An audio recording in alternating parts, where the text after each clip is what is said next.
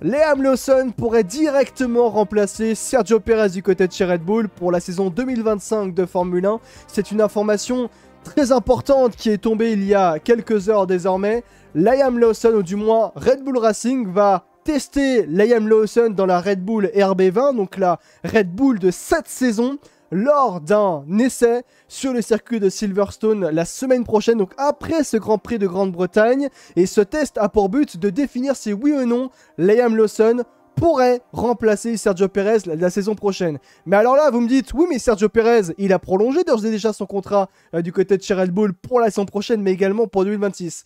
Oui, mais il y a un mais. Et le mais, c'est tout simplement des clauses de performance dans le contrat de Sergio Perez. En d'autres termes, Sergio Perez a l'obligation donc de performer. Vous me direz, c'est normal, mais... En d'autres termes, Sergio Perez devait atteindre certains buts, un certain niveau de performance pour que Red Bull n'active pas donc ces clauses de performance pour derrière le remplacer. Et bien, sauf que là, donc Sergio Perez, vous le voyez depuis le début de cette saison 2024 de Formule 1, ce n'est pas bon. Il est totalement en deçà des performances qu'il devrait avoir du côté de chez Red Bull. Et en particulier, la comparaison fait mal auprès de Max Verstappen. Quand Verstappen gagne le Grand Prix et assez aisément, Perez est 7-8e en moyenne généralement sur les derniers week-ends de Grand Prix, et ça fait extrêmement mal. Même en qualification, il a 5 dixièmes de Verstappen. Bref, c'est beaucoup trop. Et donc de ce fait là, Liam Lawson, qui lui était en course pour aller prendre le baquet de Daniel Ricciardo du côté de chez Visa Cacha PRB, donc du côté de chez Racing Bulls, eh bien Liam Lawson pourrait faire une promotion express en passant non pas par la case écurie B de Red Bull, Junior Team de Red Bull, mais pourrait passer directement du côté de chez Red Bull Racing et devenir le prochain coéquipier de Max Verstappen du côté de chez Red Bull. C'est un retournement de situation, il faut le dire très clairement. C'est un énorme retournement de situation du côté de chez Red Bull. C'est totalement inattendu. Liam Lawson pourrait et serait même proche d'une certaine manière de remplacer Sergio Perez du côté de chez Red Bull, alors que tout semblait se destiner vers un remplacement de Daniel Ricciardo par Liam Lawson dans un premier temps, donc du côté de chez Visa Cacha PRB. C'est absolument incroyable. Et après, il faut le dire, c'est absolument pas étonnant. Il était impensable d'une certaine manière que Red Bull n'allait pas réagir, même si, il faut le dire, même si Sergio Perez a renouvelé du côté de chez Red Bull Racing. Il était impensable. Encore une fois, c'est pas normal. Et en quoi justement ce potentiel remplacement n'est que logique. Maintenant, encore une fois, il faudra réussir. Liam Lawson ce test du coup avec les RB20. Et d'ailleurs, je vais rajouter une information. Il y a peut-être une question. Comment vous pouvez imaginer d'une certaine manière, comment ça se fait que Red Bull ait le droit d'utiliser la Red Bull RB20 lors d'essais privés pour tester Liam Lawson? Eh bien, tout simplement parce que Red Bull va utiliser les 200 km de jours de tournage. En fait, c'est un média... pas un média day, mais comment on appelle ça? Bref, une journée de tournage, tout simplement. On en a le droit à 2 par saison. Et Red Bull va utiliser cette journée de tournage, justement, promotionnelle, pour faire 200 km. Et c'est justement dans cette journée de tournage que Liam Lawson va pouvoir se tester le Filming Day. Voilà, exactement, je reprends mes propos. En gros, Red Bull a le droit, justement, de tester Liam Lawson dans la RB20, donc la monoplace de cette année, en utilisant une journée de Filming Day, donc un roulage de 200 km autorisé, dans lequel Red Bull d'ailleurs peut rouler avec la pleine puissance et faire des tests au niveau même des essais au niveau de ses améliorations pendant ce Filming Day. Sauf que là, ils vont tester Liam Lawson durant ce Filming Day sur une distance totale de 200 km. Par contre, pneus Pirelli de démonstration. Attention, tout de même. Donc voilà. Mais ça donnera réellement un réel ordre d'idée pour savoir si oui ou non Liam Lawson pourra donc prendre le baquet de Sergio Perez à l'issue de 2024 de Formule 1. Et j'irai même plus loin. Attention à Sergio Perez s'il ne s'améliore pas d'ici la trêve estivale. Hein. Parce que, oui, c'est pour Sergio Perez, là, c'est pour potentiellement remplacer Perez à l'issue de cette 2024 de Formule 1.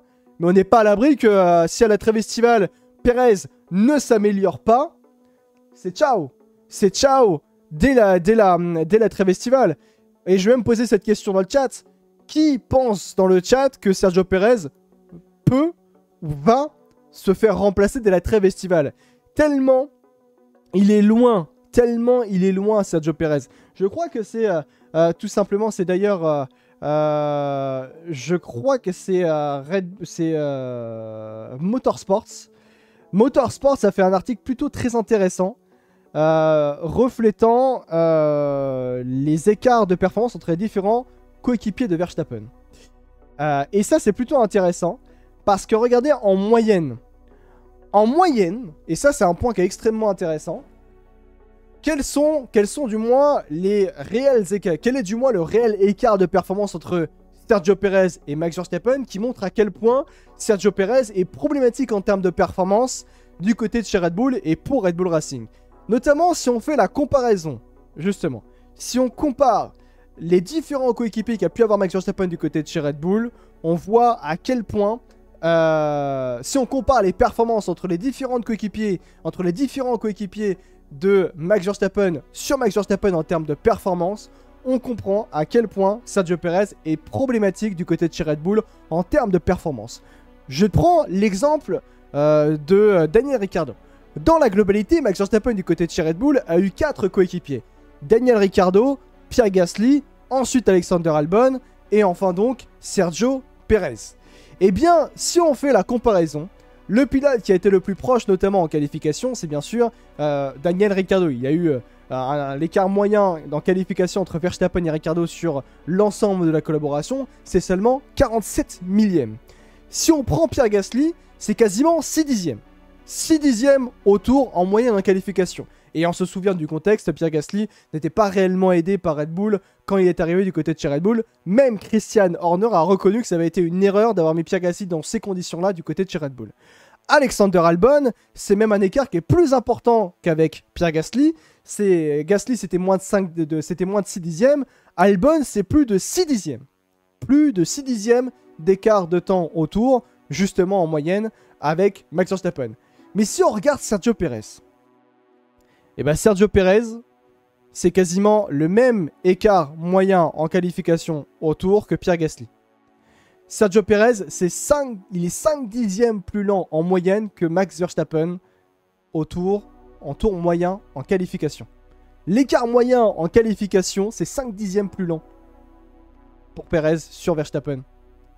Donc, voilà en quoi, ne serait-ce qu'en qualification, Sergio Perez est problématique pour Red Bull et problématique donc pour même pour aider Max Verstappen. Et c'est ça qui est pour moi pas normal. Et c'est même pour une raison très simple. Si on regarde, ne serait-ce que il faut que je retrouve ça, par exemple. Vous allez voir. L'écart également, je le disais, position. Sergio Perez, il est 5e au championnat constructeur, au championnat pilote. Au moment où Red Bull commençait à être en difficulté, donc on va dire au moment du Grand Prix du... Chine... Au moment du Grand Prix de Miami. Au moment du Grand Prix de Miami, eh bien, Verstappen termine 2e, Perez 4e. Emilio Roman, course remportée par Verstappen, il termine 8e, justement, Sergio Perez.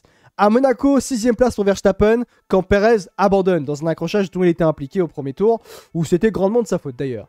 Au Canada, victoire de Verstappen, abandon de Sergio Perez, une course catastrophique pour Sergio Perez. En Espagne, eh bien, Verstappen s'impose quand Perez termine 8e.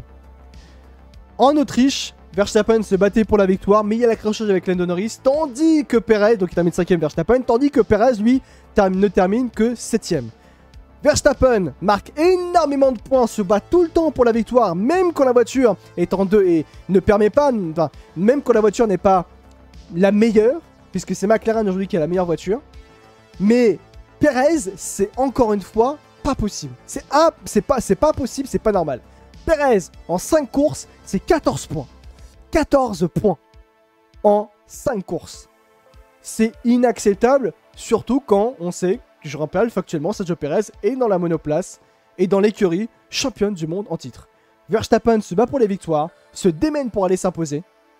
Perez n'y arrive pas. Et ce n'est pas étonnant. Et tout ça, encore une fois, dans un contexte, encore une fois, c'est catastrophique le niveau de Sergio Perez avec Red Bull.